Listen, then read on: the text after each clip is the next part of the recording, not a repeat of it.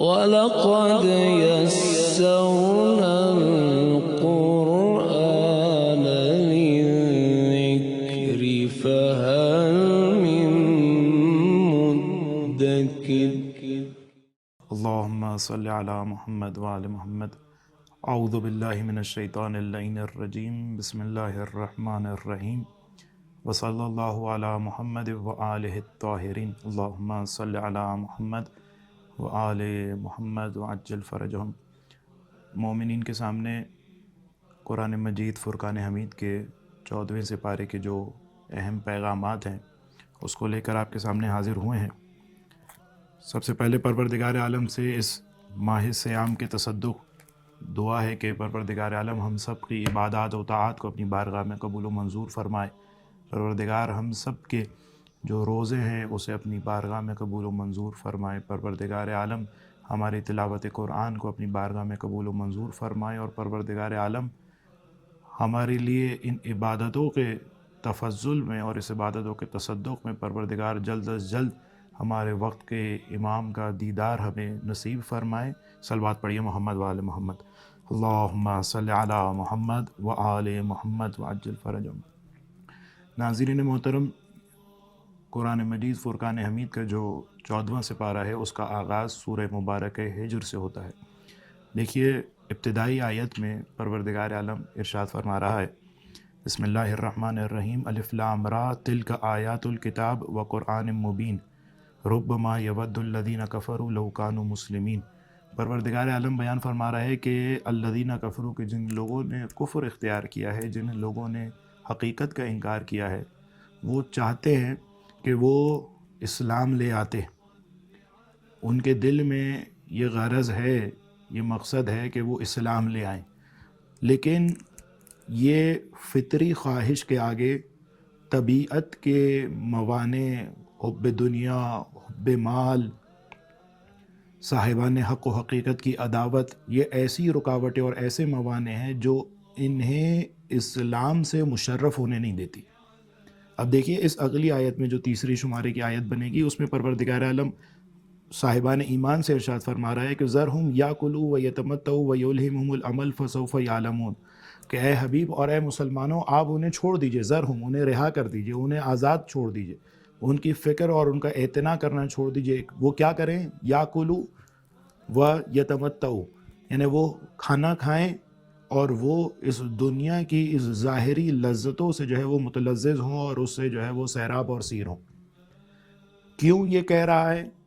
سوال یہ بنتا ہے، دیکھیے بظاہر اگر اس آیت کو دیکھا جائے تو یہ آیت فی نفسہ ہی کفار کے بارے میں بیان ہو رہی ہے، لیکن سوال یہ بنتا ہے کہ کیا یہ وصف، یہ خصوصیت کہ ذرہم یاکلوا ویتمتعوا ویلہمہم الامل، کہ آپ انہیں چھوڑ دیجئے، وہ اس زمین میں کھانا کھائیں، وہ اس زمین میں تولید کریں، ازدواج کریں اور ایک دن وہ زمین میں مر جائیں، یعنی ان کی زندگی کا، کفار کی زندگی کا کل مقصد پروردگار عالم نے اس آیہ مجیدہ میں کیا بیان کیا ہے کہ ان کا مقصد صرف اور صرف کھانا اور پینا ہے۔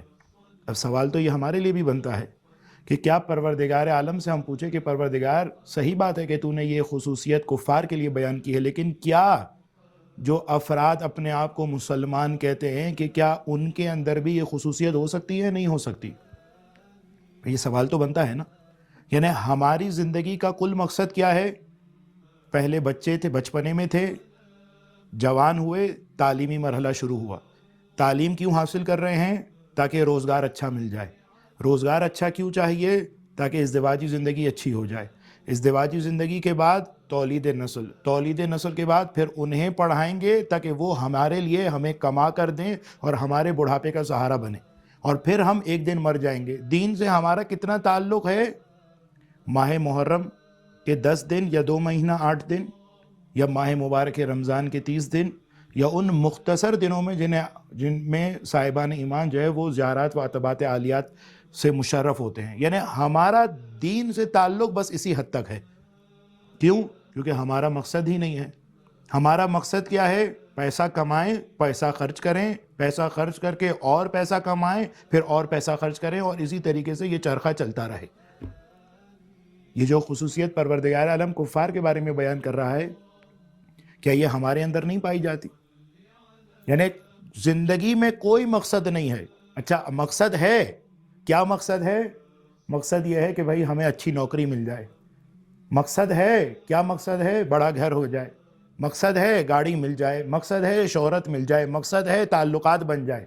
اگر یہی مقصد ہے تو پروردگار عالم کفار کے بارے میں یہی تو کہہ رہا ہے, ذرہم یاکلوا ویتمتعوا, کہ اے حبیب, اے مسلمانوں, آپ انہیں چھوڑ دیجئے, یہ بس زمین پہ کھانا کھائیں اور زمین کی نعمتوں سے متلذذ ہوں. اس سے زیادہ ان کا کوئی مقصد ہی نہیں ہے. سوال یہ ہمارے لیے بھی بنتا ہے. اچھا ایک اور آیت سورہ مبارک ہجر ہی میں پروردگار عالم ارشاد فرما رہا ہے کہ بسم اللہ الرحمن الرحیم. جی پروردگار عالم اس آیہ مجیدہ میں ارشاد فرما رہا ہے قال ومن یقنط من رحمت ربہ الا الضالون. یہ ایک بہت اہم پیغام ہے جو اس سورہ ہجر میں ہمیں دیا جا رہا ہے. پروردگار عالم کہہ رہا ہے کہ پروردگار اور لوگوں کے اللہ سے نا امید صرف وہی ہوتے ہیں جو گمراہ ہوتے ہیں. دیکھیے یہ گناہ گاروں کے لیے پروردگار عالم نے ایسا ایک مسکن, ایک ایسی دوا تجویز کر دی ہے کہ صحیح بات ہے کہ تم گناہ کار ہو. پروردگار کہہ رہا ہے, دیکھیے آپ اس کی رحمت کے ذرا اس تلاطم کو تو دیکھیے, اس کی رحمت میں, اس بحر رحمت میں کیا تلاطم اٹھ رہا ہے. کہہ رہا ہے کہ مجھے معلوم ہے کہ تم گناہ کار ہو, مجھے معلوم ہے کہ تم معصیت کار ہو, لیکن اپنے رب کی رحمت سے نا امید مت ہونا. پروردگار عالم کا پیغام ہے. صحیح بات ہے. اچھا اس کا قطعاً یہ مطلب نہیں ہے کہ پروردگار عالم کہنا چاہ رہا ہے کہ تمہیں جتنے گناہ کرنے ہیں کرتے رہو اور بعد میں آ کے شبہ قدر آگے ہیں, شبہ قدر میں آ کے قرآن مجید کو اپنے سر پر رکھ کے جو ہے نا وہ 14 معصومین کا واسطہ دے کر سارے تمہارے گناہ دھل جائیں گے, پھر اس کے بعد تمہارا دفتر, تمہارا رجسٹر پورا کلیئر ہو گیا, اب دوبارہ اس میں جو معصیت کی لکیریں کھینچنی ہیں کھینچتے چلے جاؤ, پھر اگلے سال پھر آ جانا. دیکھیے اسلام اور مسیحیت میں فرق ہے. پروردگار عالم یہ نہیں کہنا چاہ رہا کہ تمہیں جتنے گناہ کرنے ہیں, مسئلہ نہیں ہے کہ میرے رحمت کا دروازہ بہت بلند ہے, اس کا عرض اور طول بہت زیادہ ہے, وہاں سے گزر جاؤ گے. نہیں, گناہ پر جرأت نہیں دلا رہا, بلکہ پروردگار کہنا چاہ رہا ہے کہ دیکھو جب تم سے گناہ ہو جائے, تمہیں شیطان گمراہ کر دے, اب جب تمہارا وجدان اور تمہارا ضمیر کی وہ پاکیزگی جب تمہیں خدا کی جانب لے کر آنا چاہے نا, تو شیطان تمہیں ایک دوبارہ وسوسہ کرے گا کہ بھئی تو نے تو بہت گناہ کر لیا, خدا تجھے معاف نہیں کرے گا. نہیں, خدا تجھے بھی معاف کرنے کے لیے تیار ہے, بشرطی کہ تیری معافی, تیری مغفرت, تیری استغفار میں حقیقت ہونی چاہیے. آپ ملاحظہ فرمائیے, دیکھیے ماہ مبارک رمضان ہے, اس میں ہمارا جو نظام اوقات ہوتا ہے, آپ اس کی وجہ لے لیجئے یا ہماری تہذیب کی وجہ لے لیجئے, ہمارا رہن سہن لے لیجئے, لیکن بہرحال جس وجہ, جو بھی وجہ ہو, عام طور پہ آپ دیکھیے کہ عموماً یہ دیکھا جاتا ہے کہ ماہ مبارک رمضان میں لوگ راتوں کو جاگتے ہیں, افطار کرتے ہیں, افطار کے بعد کہیں کلاس میں جا رہے ہیں, کسی تفسیر قرآن کے پروگرام میں جا رہے ہیں, کسی درس قرآن کی محفل میں استفادہ کرنے جا رہے ہیں, اور بہرحال یہ ایک مختصر سی استراحت کے بعد عام طور پر لوگ جاگ رہے ہوتے ہیں. اس جاگنے کی فرصت سے استفادہ کیجیے. اب میں آپ کو بتاتا ہوں ایک چھوٹا سا کام, اس فرصت سے, اس مختصر فرصت سے ایک بہت بڑی غنیمت اور بہت بڑے خزانے کو حاصل کیا جا سکتا ہے, اور اسی ماہ مبارک رمضان ہی میں آپ اس غنیمت کو حاصل کر سکتے ہیں. وہ کیا ہے؟ ذرا آپ جا کے مفاتیح الجنان شیخ عباس قمی کی ہم سب کے گھروں میں ہیں, آپ انہیں کھولیے اور اسے کھول کر ماہ مبارک رمضان کے اعمال میں آئیے. ماہ مبارک رمضان کے اعمال میں, سحری کے اعمال میں دعائے ابو حمزہ صومالی نقل ہوئی ہے. دعائے ابو حمزہ صومالی راوی ہیں, نقل ہوئی ہے امام زین العابدین علیہ الصلاۃ والسلام سے. سرکار اس میں کس طریقے سے, آپ دیکھیے پروردگار عالم سے دیکھیے کیا واقعاً اس میں کیا انسان رشک کرے کہ خداوند متعال کا کس قدر شکر کرے کہ پروردگار نے ہمیں اس آغوش میں پیدا کیا ہے کہ جس نے ہمیں علی اور حسین کہنا سکھایا ہے. کس طریقے سے سید سجاد جو ہے وہ سید سجاد نے، ہم تو یہ نہیں کہہ سکتے، ہم تو ان کی عصمت کے قائل ہیں، گناہ تو بہت دور کی بات ہے، ہم تو قائل یہ ہیں کہ ان سے مکروہ بھی سرزد نہیں ہوتا، بلکہ اس سے بڑھ کر ہم ان کے بارے میں قائل یہ ہے کہ ان سے مباح بھی سرزد نہیں ہوتا، جو کچھ بھی انجام دیتے ہیں یا واجب ہوتا ہے یا مستحب ہوتا ہے۔ ایسی شخصیت جس نے گناہ کرنا تو کیا، گناہ کا تصور تک نہیں کیا، لیکن جب بارگاہ الہی میں اپنے سر کو، اپنی جبین کو جب اس نے جھکایا اس سید سجاد نے، تو کس انداز سے پروردگار عالم سے راز و نیاز کر رہے ہیں۔ میں صرف اس کے کچھ ابتدائی سطرے جو ہے وہ آپ کے سامنے بیان کروں۔ سرکار فرماتے ہیں، چوتھے امام بیان فرماتے ہیں کہ الہی، بسم اللہ، الہی لا تعذبنی بعقوبتک۔ دیکھیے کہ رحمت خدا سے کتنی وابستگی ہے، رحمت خدا پر کتنا انحصار ہے، رحمت خدا سے کتنی توقع ہے، اور رحمت خدا پر کس قدر توکل ہے۔ پوری دعا آپ جا کر دعا ابو حمزہ صومالی اول سے آخر تک جا کے دیکھ لیجئے، اور بعض لوگ کہتے ہیں کہ قبلہ دعا جو ہے وہ بہت طویل ہے، تو اس کا ایک راہ حل یہ ہے کہ آپ جو ہے وہ روزانہ صرف ایک صفحہ پڑھیے۔ بھئی اگر 10 صفحے ہیں تو 10 دن میں کم از کم ایک دورہ تو ہو جائے گا دعا کا۔ اگر 20 صفحے ہیں آپ کے پاس جو نسخہ ہے مفاتی کا، اگر اس میں 20 صفحوں پر دعائے ابو حمزہ صومالی مشتمل ہے، ایک صفحہ پڑھنے میں ترجمے کے ساتھ آپ پڑھیے تو 5 سے 10 منٹ سے زیادہ تو نہیں لگے گا۔ جتنی دیر میں اور آپ ایک واٹس ایپ کا جائزہ لیتے ہیں، واٹس ایپ کے گروپ کا جائزہ لیتے ہیں، اتنی دیر میں دعا کا ایک صفحہ ہو جائے گا۔ 10 صفحے پر مشتمل ہے تو آپ 10 دن پڑھیے، 20 صفحے پر مشتمل ہے تو 20 دن میں کم از کم ایک مرتبہ دعائے ابو حمزہ صومالی کا دورہ تو ہو جائے گا۔ اب اس میں دیکھیے سرکار کیسے کہہ رہے ہیں، الہی لا تعذبنی بعقوبتک، پروردگار عالم مجھے جو ہے وہ اپنی عقوبت سے ادب مت کرنا، اپنے عذاب سے مجھے ادب مت کرنا۔ پوری دعا میں سید سجاد نے کہیں بھی اگر واسطہ دیا ہے تو اپنی نمازوں کا نہیں دیا۔ وہ نمازیں کہ اس نماز کی عشر عشیر بھی اگر ہماری زندگی میں آ جائے تو ہماری نسلوں کی نجات کے لیے کافی ہے، لیکن سید سجاد نے اپنی نماز کا، اپنے روزوں کا، اپنی عبادت کا واسطہ نہیں دے رہے، بلکہ واسطہ دے رہے ہیں تو رحمت خدا کا واسطہ دے رہے ہیں۔ الہی لا تعذبنی بعقوبتک ولا تمکر بی فی حیلتک من این لی الخیر یا ربی ولا یوجد الا من عندک۔ سرکار فرما رہے ہیں پروردگار سے، پروردگار میرے لیے خیر، میرے لیے سعادت، میرے لیے نجات کہاں سے آ سکتی ہے؟ اگر آ سکتی ہے تو صرف اور صرف تیری بارگاہ سے آ سکتی ہے، کیونکہ راہ نجات صرف تیرے پاس ہے، کلید سعادت صرف اور صرف تیرے پاس ہے، باب خیر صرف اور صرف تیری ذات ہے۔ وَمِنْ أَيْنَ لِيَ النَّجَاةُ وَلَا تُسْتَطَاعُ إِلَّا بِكَ، میرے لیے پروردگار نجات کا سامان کہاں سے فراہم ہو سکتا ہے جبکہ وہ کہیں سے نہیں ملتی نجات مگر تیرے پاس سے۔ لَلَّذِي أَحْسَنَ اسْتَغْنَىٰ عَنْ عَوْنِكَ وَرَحْمَتِكَ وَلَلَّذِي أَسَاءَ وَاشْتَرَىٰ عَلَيْكَ وَلَمْ يُرْزِقَ خَرَجَ عَنْ قُدْرَتِكَ یا ربی یا ربی یا ربی۔ کس طریقے سے دیکھیے رحمت خدا کو جو ہے وہ سید سجاد پکار رہے ہیں۔ تو پروردگار عالم ہمیں کیا دستور دے رہا ہے کہ رحمت خدا سے، پروردگار کی کرم سے کبھی نا امید نہ ہو۔ یا من سبقت رحمتہ غضبہ، اے وہ ذات، دعائے جوشن کبیر، اے وہ ذات جس کی رحمت آگے آگے چلتی ہے اس کے غضب سے، جس کی رحمت آگے ہے، اے وہ ذات جس نے اپنے اوپر اپنے غضب کو واجب نہیں کیا بلکہ واجب کیا ہے تو اپنی رحمت کو واجب کیا۔ ایک اور پیغام جو اس سورہ مبارک ہجر میں اور 14ویں سپارے میں پروردگار عالم ہمیں دے رہا ہے، وہ یہ کہ پروردگار عالم اپنے رسول سے کہہ رہا ہے کہ اے رسول وقفز، آیے شمار 88 میں، وقفز جناحک للمؤمنین، کہ اے رسول مومنین کے لیے، صاحبان ایمان کے لیے اپنے کندھوں کو جھکا دو۔ یہ کس سے کہا جا رہا ہے یہ بات؟ یعنی انسان واقعاً اگر اپنے نامہ اعمال کو دیکھے تو افسوس ہوتا ہے کہ کیسا انسان ہے، لیکن جب اس وابستگی کو، اس تعلق کو، اس لگاؤ کو دیکھے کہ جو پروردگار عالم نے جن ذوات قدسیہ سے ہمارا تعلق وابستہ کر دیا ہے تو انسان فخر سے پھول جاتا ہے۔ کیا کہہ رہا ہے پروردگار رسول سے؟ وَخْفِضْ جَنَاحَكَ لِلْمُؤْمِنِينَ، اے رسول مومنین کے لیے اپنے کندھوں کو جھکا دیجئے۔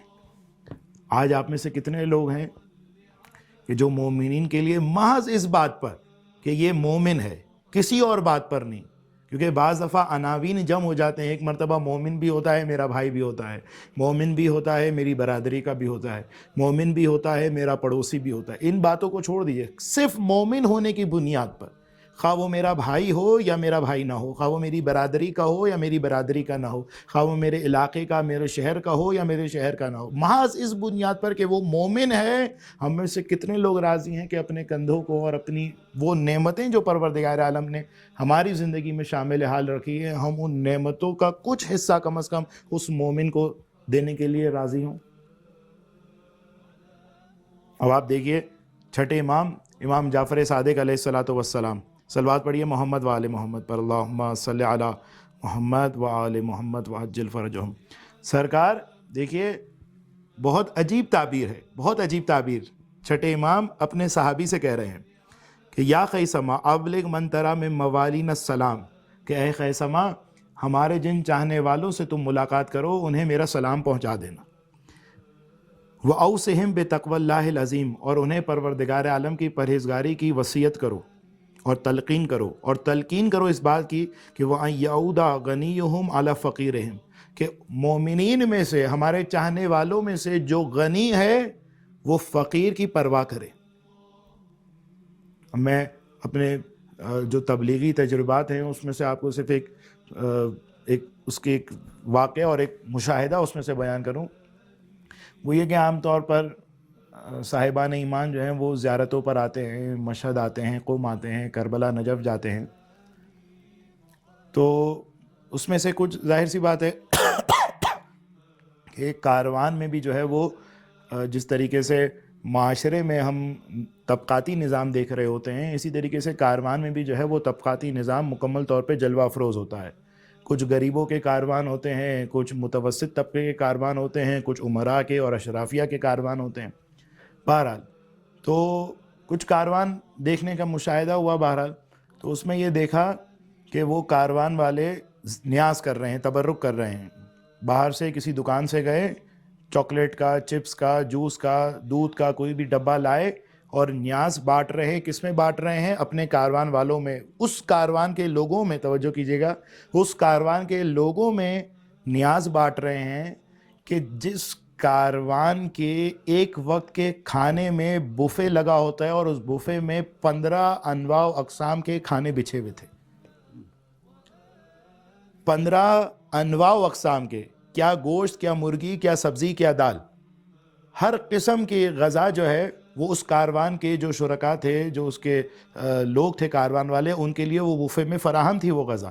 اب یہ شخص نیاز لے کر آ رہا ہے، تبرک لا رہا ہے، تبرک کہاں بانٹ رہا ہے؟ اہل کاروان میں، جبکہ اس کے باہر اس علاقہ، جس جگہ پہ زیارت کے لیے گیا ہے یہ شخص، وہاں کے علاقہ مکین جو ہے وہ اس سے وہ تبرک مانگ رہے ہیں، وہ چاکلیٹ مانگ رہا ہے بچہ، وہ دودھ کا ڈبہ مانگ رہا ہے، لیکن یہ شخص انہیں نہیں دے رہا۔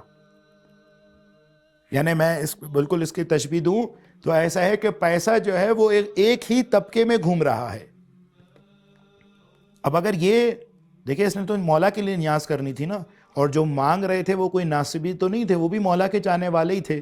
اب آپ مجھے بتائیے کہ کیا اس دودھ کے ڈبے کی زیادہ ضرورت اس کاروان کے لوگوں کو تھی یا ان لوگوں کو ہے جو علاقہ مکین ہے وہاں کے، جو بیچارے کس طرح کی فقر میں زندگی گزار رہے ہیں، کس ناداری میں زندگی گزار رہے ہیں؟ کیا پروردگار عالم، شاید نا، یقیناً پروردگار عالم مجھ سے یہ نہیں پوچھے گا کہ میرے پاس پیسے تھے تو میں نے اس پیسے کو کاروان کے جو متمول لوگ تھے، کاروان کے ثروت مند لوگ تھے جن کے بوفے میں 15-20 قسم کے انواع و اقسام کے کھانے بچے ہوئے تھے، میں نے آیا اس کاروان والوں کے لیے تبرک کیا، کوئی نیاز کی یا نہیں کی، لیکن پر یہ نہیں پوچھے گا، لیکن یہ ضرور پوچھے گا کہ ایک شیعہ خاتون، ایک شیعہ بچہ تمہارے پاس ایک دودھ کا ڈبہ لینے کے لیے آیا، تمہارے پاس ایک نظر لینے کے لیے آیا، تمہارے پاس ایک تبرک مانگنے کے لیے آیا اور تم نے اسے نہیں دیا، یہ نہیں پوچھے گا پروردگار؟ کس طریقے سے ہم جو ہے وہ صاحبان ایمان ہی میں سے کتنے جو ہیں وہ لاپرواہ ہیں، کتنے بے تعلق ہیں، کتنے بے پرواہ ہیں۔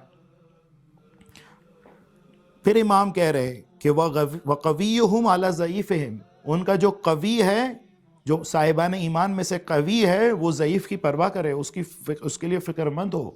امام کس طریقے سے صاحبان ایمان کے لیے ایک اجتماع کو، ایک معاشرے کو تشکیل دے رہے ہیں۔ اب یہ دیکھیں، یہ تعبیر بہت عجیب ہے۔ وَأَن يَشْهَدَ أَحَدُهُمْ جَنَازَةَ مَيِّتٍ، ان میں سے جو زندہ ہے وہ مردے کے جنازے میں شرکت کرے۔